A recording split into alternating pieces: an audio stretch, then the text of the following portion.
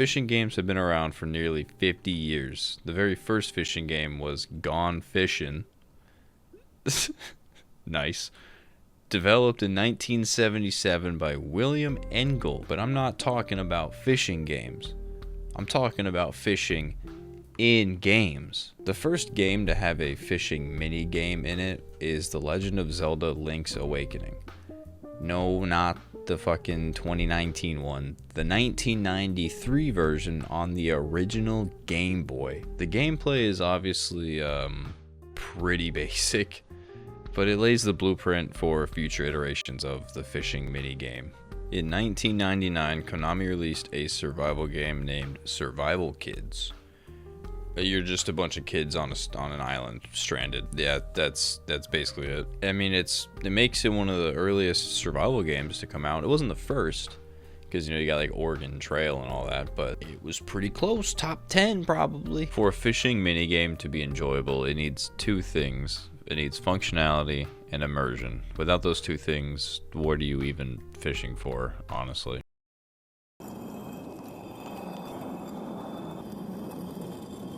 When I say functionality, I don't mean that the mechanic works. The mechanic working should be obvious if it's in the game, or I mean, you'd think, but come on, this is 2024 we're talking about here. I mean that it has purpose within the game world other than just fishing.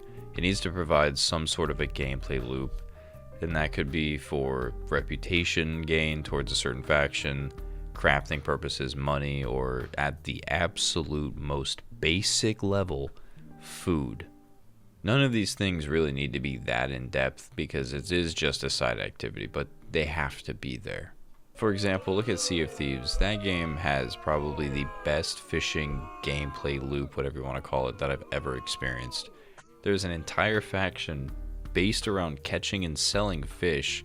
Cooked fish sell for more, so you're encouraged to, kind of partake in that little survival aspect of it. Different types of fish are located in different areas or different situations, which provides a nice sense of exploration. Like, for example, these fish can only be found in ponds, these ones can only be caught in the volcano area, and these ones can only be found in a thunderstorm.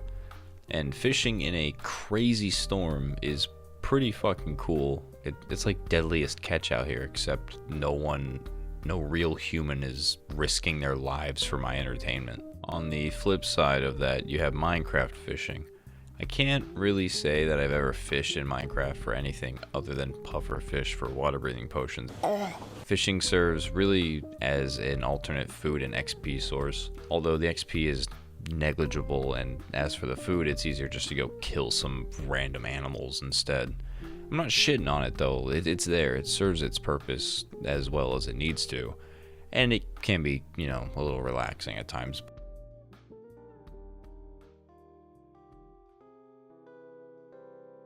Now, I'm really not one that cares about immersion really all that much.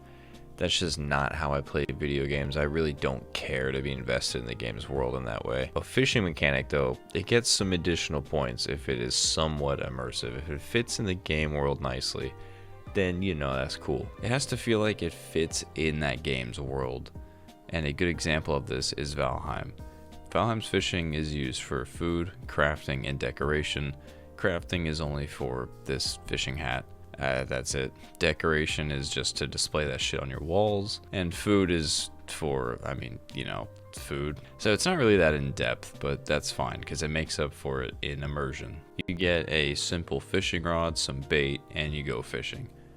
There's no fancy in between, that's all it is. Stamina drains when you reel the fish in, as well as when you're just sitting there with it on the line, so that's kind of immersive, right? Each biome has its own fish to catch, which means you have to sail to these different biomes. And the sailing in this game is honestly some of the best transportation in any game. The music, the sounds of the ocean, fulfilling the male fantasy of sailing your own Viking ship while wearing the pelts of fallen predators. The Holy Trinity.